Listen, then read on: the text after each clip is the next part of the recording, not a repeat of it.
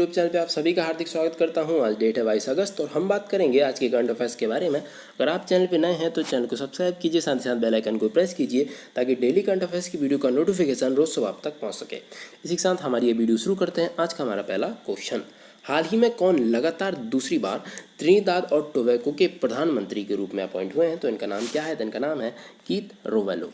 देखिए, इनके बारे में अगर हम बात करें तो इनकी जो पार्टी है वह है पीपल्स नेशनल पार्टी। अगर त्रिनिदाद टोबैगो के बारे में बात करें तो ये वर्ल्ड के मैप पर उसकी स्थिति है, जैसे कि आप इसको देख सकते हैं। इसकी जो राजधानी है वह है पोर्ट ऑफ स्पेन। जो मुद्रा यहाँ पर प्रचलित है वह है त्रिनिदाद व टोबैगो डॉलर। राष्ट्रपति का नाम क्या है? तो राष्ट्रपति हैं पौला मे वीकर। देखिए, यहाँ पे आपको दिखेंगे अलग अलग कंट्रीज़, जैसे कि आपको यहाँ पे त्रिनिदाद टोबैगो के बारे में हम बात कर चुके हैं। यहाँ पे आपको लिखा हुआ दिखेगा गुना। देखिए, ये इंपॉर्टेंट इसलिए क्योंकि हाल ही में इसके प्रधानमंत्री व राष्ट्रपति दोनों की नियुक्तियाँ हुई हैं, जिनमें से प्रधानमंत्री जो है उनका नाम है मार्क फिलिप और प्रेसिडेंट जो है उनका नाम है मोहम्मद इरफान अली। ठीक है, अब मैं बात करूं, कल ही हमने एक क्वेश्चन डिस्कस किया था डोमिनिकन रिपब्लिक के बारे में। देखिए, यहाँ पर कैरिबियन सी है ना, तो इन कंट्रीज़ को कहा जाता है कैरिबियन कंट्रीज़, और यहाँ पे अटलांटिक ओशन है, यह भी आप याद रखिएगा। देखिए, डोमिनिकन रिपब्लिक के हाल ही में राष्ट्रपति के रूप में अपॉइंट किए गए हैं लुइस एविंडर। कल हमने ये क्वेश्चन डिस्कस कर चुके हैं। अब आपको यहाँ पे दिखेगा प्यूर्टो रिको। देखिए, प्यूर्टो रिको जो है ना, जो अटलांटिक ओशन का जो लोएस्ट पॉइंट है वह यहीं पर स्थित है, प्यूर्टो रिको में, तो याद रखिएगा। अब मैं बात करूं क्यूबा के बारे में, तो क्यूबा को क्या कहा जाता है? क्यूबा को कहा जाता है शक्कर का कटोरा। यहाँ पे आपको देश दिखेगा पनामा। देखिए, पनामा एक कंट्री भी है और यहाँ पे पनामा स्टेट है जो कि साउथ अमेरिका और नॉर्थ अमेरिका को कनेक्ट करती है। ये आपको याद रखना है। यहाँ पे कंट्री दिख रही है वेनेजुएला। वेनेजुएला इंपोर्टेंट क्यों हो जाती है? क्योंकि वेनेजुएला में है दुनिया का सबसे ऊंचा वाटरफॉल, जिसका नाम है सॉल्ट एंजल वाटरफॉल, जो कि है कैरिनो रिवर पर, और कैरिनो सहायक नदी है ओरिनाको रिवर की। तो दोनों को याद रखिएगा, क्वेश्चन आ सकता है। इसके अलावा मैं बात करूँ, यहाँ पे है कोलंबिया। ठीक है, कोलंबिया है। उसके बाद यहाँ पे ब्राज़ील दिखेगा। ब्राज़ील से आपको याद आना चाहिए, हाल ही में हमने ब्राज़ील का एक सैटेलाइट अमेजोनिया 1 इसरो ने लॉन्च किया, ये आपको याद रखना है। इसके अलावा ब्राज़ील में जो घास के मैदान पाए जाते हैं उनको कहा जाता है कंपास।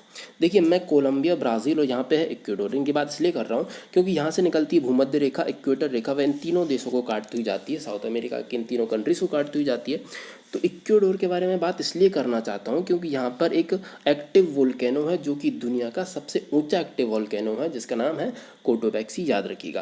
देखिए, अब अगर मैं बात करूँ अन्य ऑप्शंस के बारे में जो यहाँ पर लिखे हुए हैं, यहाँ पे आपको लिखे हुए दिखेंगे ली सेन लुंग।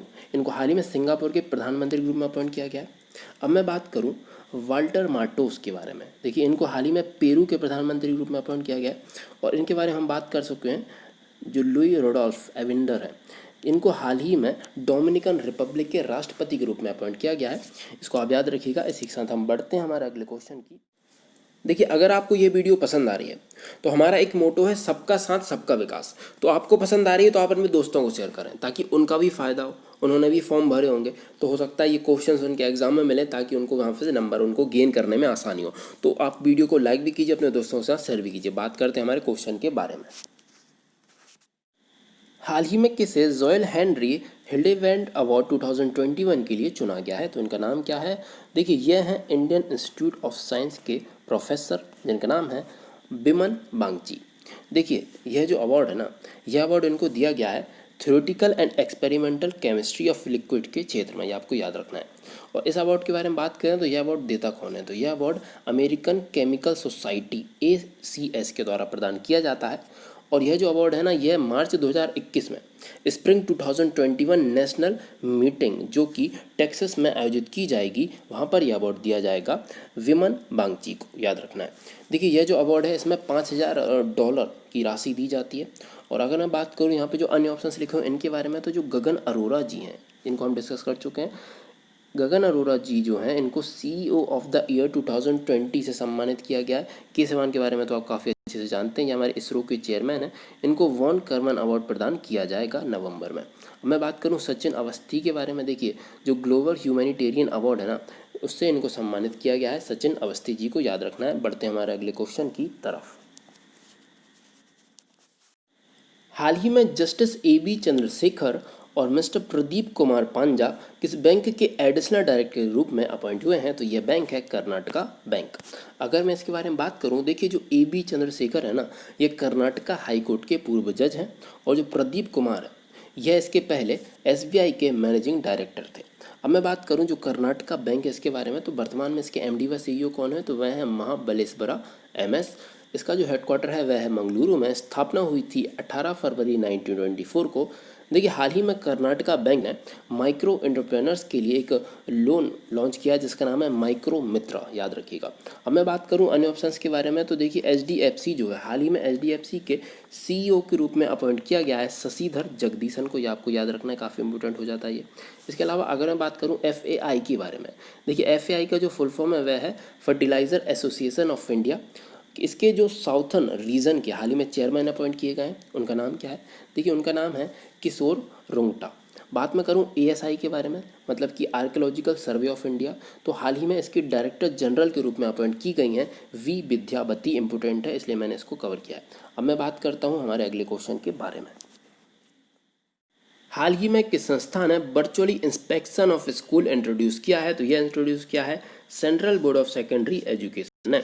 अगर मैं इसके बारे में बात करूं तो देखिए हाल ही में CBSE ने मिडिल से सेकेंडरी या सेकेंडरी से सीनियर सेकेंडरी स्कूल में अपग्रेडेशन के लिए मॉडल स्कूल्स के इंस्पेक्शन के लिए virtual inspection of school VIOS mode पेश किया है। और यह जो पहल है ना, जो कोरोना के दौरान एफिलिएशन बाय लॉ 2018 के अनुसार अपग्रेडेशन की जो प्रक्रिया है उसको प्रभावी बनाने के लिए लागू की गई है।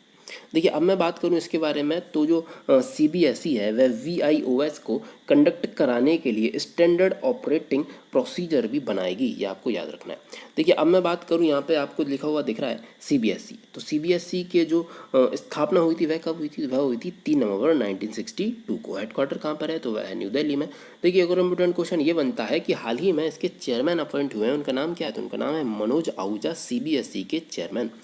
देखिए CBSE ने जो 11th और 12th क्लास के जो बच्चे हैं उनके लिए आर्टिफिशियल इंटेलिजेंस शुरू करने का फैसला किया है। इसे CBSE ने IBM के सहयोग से तैयार किया है, ये आपको याद रखना है। अब मैं बात करूं, यहाँ पे आपको लिखा हुआ दिखेगा ICMR। देखिए ICMR जो है इसने हाल ही में एक रिपोर्ट जारी की है, शुगर इनटेक की रिपोर्ट। इसके अंतर्गत जो मुंबई शहर है वह सबसे ऊपर रहा है, ठीक है, शुगर इनटेक के मामले में। अब मैं बात करूं DRDO के मामले में, देखिए हाल ही में DRDO ने Dare to Dream 2.0 कॉन्टेस्ट की शुरुआत की है, ये आपको याद रखना है। इसी के साथ हम बढ़ते हैं हमारे अगले क्वेश्चन की तरफ। हाल ही में कौन सी कंपनी $2 ट्रिलियन के शेयर बाजार तक पहुंचने वाली अमेरिका की पहली कंपनी बन गई है? काफ़ी इंपोर्टेंट क्वेश्चन है, तो यह है एप्पल। इसके बारे में याद रखिएगा। देखिए इस साल 2020 में एप्पल के जो शेयर्स हैं ना उनमें लगभग 60% की बढ़ोतरी आई थी, जिससे कि $2 ट्रिलियन के बाजार मूल्य तक एप्पल पहुंचने वाली दुनिया की दूसरी कंपनी बन गई है और अमेरिका की पहली कंपनी बन गई है, आपको याद रखना है। इसके अलावा देखिए हाल ही में जो एप्पल वह सऊदी अरामको को पीछे छोड़कर दुनिया की सबसे ज़्यादा वैल्यू वाली कंपनी बन गई है। अभी वर्तमान में एप्पल ही दुनिया की सबसे ज़्यादा वैल्यू वाली कंपनी है, ये आपको याद रखना है। इसके अलावा अगर मैं बात करूँ अन्य ऑप्शंस के बारे में तो यहाँ पे आपको लिखा हुआ दिखेगा जो सऊदी अरामको है, तो यह एक ऑयल कंपनी है, ठीक है, और ये $2 ट्रिलियन शेयर मार्केट पर पहुंचने वाली दुनिया की पहली कंपनी बनी है। तो ये पहली कंपनी है और दूसरी कंपनी कौन बनी? वह हाल ही में बनी एप्पल, ये आपको याद रखना है। अब मैं बात करूं TCS के बारे में, टाटा कंसल्टेंसी सर्विसेज, तो इजराइल के पहले फुली डिजिटल बैंक को इन्होंने लॉन्च करने का समझौता किया है TCS ने। अब मैं बात करूं गूगल के बारे में, देखिए गूगल ने हाल ही में एंड्रॉयड स्मार्टफोन्स के लिए ब्रेलियन कीबोर्ड होता है, जो कि देखने में सक्षम व्यक्ति नहीं होते उनके लिए एक कीबोर्ड विकसित किया है, ब्रेलियन कीबोर्ड। आपने सुना होगा, ब्रेलियन भाषा जो होती है उसी के आधार पर इसको विकसित किया गया है, इसको लॉन्च किया गया है गूगल के द्वारा, तो आपको याद रखिएगा। बात करते हैं हमारे अगले क्वेश्चन के बारे में। हाल ही में कौन नेशनल रिक्रूटमेंट एजेंसी को लागू करने वाला पहला राज्य बना है? देखिए ये जो है ना नेशनल रिक्रूटमेंट एजेंसी, इसके बारे में हम कल की वीडियो में काफ़ी अच्छे से डिस्कस कर चुके हैं। अगर आपने वह वीडियो नहीं देखी तो आप पहला क्वेश्चन देखिए, आपको उसमें काफ़ी अच्छे से समझ में आ जाएगा कि जो कॉमन एलिजिबिलिटी टेस्ट है वह क्या है और वह किस प्रकार से कार्य करेगा, उसके बारे में सब कुछ डिटेल में बताया होगा। अगर देख लिया तो काफ़ी अच्छी बात है, अगर नहीं देखिए तो आप कल की वीडियो जाके देखिए, सिर्फ पहला क्वेश्चन। तो मैं बात करता हूँ पहला राज्य कौन सा बना, तो वह बना मध्य प्रदेश। देखिए इसके बारे में अगर हम बात करें तो जो मध्य प्रदेश के CM शिवराज सिंह चौहान, इन्होंने ऐलान किया है कि मध्य प्रदेश सरकारी पदों में नेशनल रिक्रूटमेंट एजेंसी के तहत जो कॉमन एलिजिबिलिटी टेस्ट होगा ना उसके माध्यम से ही वहाँ की जो नौकरियाँ हैं वहाँ पर भर्ती करेगा। देखिए उन्होंने बताया है कि राज्य के जो स्टूडेंट्स हैं उनको अलग से कोई एग्ज़ाम नहीं देना पड़ेगा। इसको लागू करने वाला वह पहला राज्य बन गया है, तो काफ़ी इंपॉर्टेंट खबर है, इसलिए ध्यान से देखिएगा। देखिए अब मैं बात करता हूँ जो मध्य प्रदेश है ना, इससे जुड़ा हुआ कुछ करंट अफेयर्स के बारे में हम डिस्कस करें तो हाल ही में मध्य प्रदेश ने एक मास्क अनेक जिंदगी स्कीम की शुरुआत की है। मध्य प्रदेश के टूरिज्म डिपार्टमेंट ने इंतजार आपका अभियान की शुरुआत की है। विकलांग आंगनबाड़ी जो कार्यकर्ता हैं उनको कोरोना वॉरियर्स का दर्जा दिया है मध्य प्रदेश ने। पीएम स्वनिधि योजना के इम्प्लीमेंटेशन में मध्य प्रदेश ही टॉप पर रहा है, ठीक है। और हाल ही में जो मध्य प्रदेश के गवर्नर थे लालजी भाई टंडन, इनका हाल ही में निधन हो गया है, तो इनको आपको याद रखना है। इसके अलावा जो मध्य प्रदेश की जो अब वर्तमान में जो राज्यपाल बनाई गई हैं तो वह बनाई गई हैं आनंदीबेन पटेल, जो कि उत्तर प्रदेश की राज्यपाल हैं। देखिए हमारा घर हमारा विद्यालय योजना की शुरुआत भी की गई है। रोको टोको अभियान भी मध्य प्रदेश में ही शुरू किया गया है। और एक प्लांटेशन ड्राइव है जिसका नाम है मॉम, यह कहाँ पर शुरू की गई है, तो यह भी मध्य प्रदेश में शुरू की गई है। इसके अलावा निष्ठा विद्युत मित्र योजना और किल कोरोना अभियान भी मध्य प्रदेश में शुरू किया गया है, यह आपको याद रखना है। मध्य प्रदेश से बढ़ते हैं हमारे अगले क्वेश्चन की तरफ। हाल ही में किसने एनपीसीआई इंटरनेशनल पेमेंट लिमिटेड नाम से अपनी एक सब्सिडरी फर्म को लॉन्च किया है? देखिए क्वेश्चन में इसका आंसर दिख रहा है, एनपीसीआई इसका आंसर है। एनपीसीआई के बारे में अगर मैं बात करूं तो नेशनल पेमेंट कॉरपोरेशन इंडिया इसका फुल फॉर्म है। और इसने हाल ही में अपनी एक पूर्ण स्वामित्व वाली एनपीसीआई इंटरनेशनल पेमेंट लिमिटेड, जिसका जो शॉर्ट फॉर्म होगा एनआईपीएल, इसको लॉन्च किया है। देखिए ये जो एनआईपीएल है ना, ये दूसरे देशों में रियल टाइम पेमेंट सिस्टम, जिसमें से जो यूपीआई होता है, यूनिफाइड पेमेंट इंटरफेस, व रुपए का विस्तार करेगी, आपको याद रखना है। इसके अलावा यह जो नई कंपनी है ना, यह एनपीसीएल जो है, इसके वर्तमान में सीईओ किसको बनाया गया, तो उनका जो नाम है वह है रितेश शुक्ला, याद रखिएगा। देखिए national payment corporation of India का जो हेडक्वार्टर है वह कहाँ पर है, तो वह है मुंबई में। फाउंडेड मतलब कि इसकी स्थापना कब हुई थी, तो वह हुई थी 2008 में। वर्तमान में एमडी और सीईओ कौन है, तो वह है दिलीप एसबे। इसके अलावा देखिए अगर मैं बात करूं, ये जो अन्य ऑप्शंस लिखे हुए हैं इनके बारे में अगर मैं बात की जाए तो यहाँ पे आपको लिखा हुआ दिखेगा फ़ोनपे। देखिए फ़ोनपे ने मल्टी बैंक यूपीआई मॉडल के लिए आईसीआईसीआई बैंक के साथ समझौता किया है, आपको याद रखना है। इसके अलावा अगर मैं बात करूं, ये जो एयरटेल पेमेंट बैंक है इसके बारे में बात की जाए तो उसने रूरल इंडिया में स्किल डेवलप करने के लिए पेमेंट बैंक ने जो एयरटेल पेमेंट बैंक है, इसने नेशनल स्किल डेवलपमेंट कॉरपोरेशन के साथ समझौता किया है, ये आपको याद रखना है। इसके अलावा अगर मैं बात करूं फ्लिपकार्ट के बारे में, देखिए हाल ही में उड़ीसा सरकार ने हैंडलूम सेक्टर को बढ़ावा देने के लिए फ्लिपकार्ट के साथ एक समझौता किया है। हैंडलूम मतलब कि जो बुनकर होते हैं। तो इससे मैं आपके से एक क्वेश्चन पूछना चाहता हूँ, हाल ही में अगस्त में था हैंडलूम डे, तो आपको बताना है वो किस डेट को था, आप कमेंट में लिख के बताइए। इसी के साथ हम बढ़ते हैं हमारे अगले क्वेश्चन की तरफ। हाल ही में कौन दोबारा से इक्वेटोरियल गिनी के प्राइम मिनिस्टर अपॉइंट हुए हैं, तो अगर हम के बारे में बात करें तो उनका नाम है फ्रांसिस्को एसुए। देखिए फ्रांसिस्को एसुए जी जो है, इन्होंने 14 अगस्त को अपना इस्तीफ़ा दे दिया था। पहले तो इन्होंने राष्ट्रपति जी की आलोचना की थी, उसके बाद इन्होंने अपना इस्तीफ़ा दे दिया था। उसके बाद इन्हें फिर से इक्वेटोरियल गिनी के प्राइम मिनिस्टर के रूप में अपॉइंट किया गया है। देखिए यह जो देश है ना, ये अगर मैं इसकी स्थिति के बारे में बात करूं तो एक सेंट्रल अफ्रीकन कंट्री, जैसे कि आप मैप पर देख सकते हैं, यह एक तेल उत्पादक देश है। और कोरोना के कारण इसकी जो इकोनॉमी थी उसको काफ़ी बड़ी मात्रा में नुकसान हुआ है। अगर मैं बात करूं इसकी कैपिटल क्या है, तो वह है मालाबो। करेंसी है सेंट्रल अफ्रीकन CFA फ्रैंक। देखिए अगर मैं बात करूं अन्य ऑप्शंस के बारे में, तो यहाँ पे आपको लिखे हुए दिखेंगे पेड्रो सांचेज, इनको हाल ही में प्रधानमंत्री अपॉइंट किया गया स्पेन का। इसके अलावा अगर मैं बात करूं, यहाँ पे आपको लिखे देंगे मुस्तफ़ा अल कादिमी, तो इनको हाल ही में प्रधानमंत्री अपॉइंट किया गया इराक का, याद रखिएगा। अब मैं बात करूं, यहाँ पे आपको लिखे हुए दिख रहे हैं जो डेनिस सिमगल हैं, डेनिस सिमगल, तो इनको यूक्रेन के प्रधानमंत्री के रूप में अपॉइंट किया गया, याद रखिएगा। बढ़ते हैं हमारे अगले को। हाल ही में किसने कोविड-19 पर द कोरोना फाइटर्स नामक एक गेम लॉन्च किया है, तो इसको लॉन्च किया है हमारे स्वास्थ्य व परिवार कल्याण मंत्री डॉक्टर हर्षवर्धन ने। अगर मैं बात करूं इसको लॉन्च करने का उद्देश्य क्या है, देखिए इसका जो मुख्य उद्देश्य है वह लोगों को कोरोना से बचने के तरीके सिखाना एवं उचित सावधानी रखना सिखाना। इसके अलावा उनने 2 वीडियोस भी लॉन्च किए हैं जिसमें यह बताया गया है कि आप कोरोना से किस प्रकार बच सकते हैं और बचाव के तरीकों के बारे में वर्णन किया गया है। देखिए अगर मैं बात करूं अन्य ऑप्शंस के बारे में, तो यहाँ पे आपको लिखे हुए दिखेंगे नितिन गडकरी जी। नितिन गडकरी जी MSME मिनिस्टर हैं और उन्होंने हाल ही में CCI द्वारा आयोजित इंडियन समिट मिशन 2022 को संबोधित किया है। अब मैं बात करूं रमेश पोखरियाल निशंक के बारे में, देखिए हाल ही में इन्होंने आत्मनिर्भर Madhya Pradesh health and education पर वेबिनार की शुरुआत की थी, याद रखिएगा। बढ़ते हैं हमारे अगले क्वेश्चन की तरफ।